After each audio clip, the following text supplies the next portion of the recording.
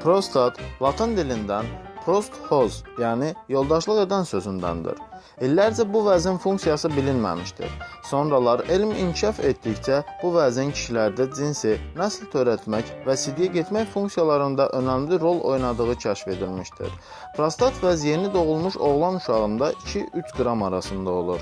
Yaş artdıqca bütün üzvlər kimi böyüyür, normada 40-45 yaşlı kişidə çəkisi 28-30 qrama qədər artır.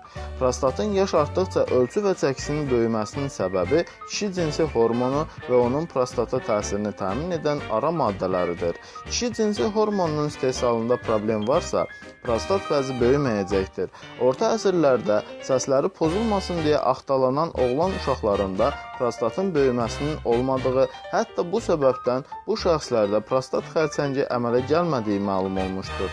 Yaş 40-45-i keçən kimi prostat vəzi hər zamanki kişi cinsi hormonu səviyyəsinə və təsirinə cavab reaksiyasını artırır və sürətlə böyüyür. Bu böyümənin nəticəsində sidik yolu tıxanırsa, sidiyə getmədə şikayətlər başlayır. Başqa sözlə, şəxs kişidirsə və xayaları normal funksiya göstərirsə, tez və ya gec prostat vəzi böyüyəcəkdir.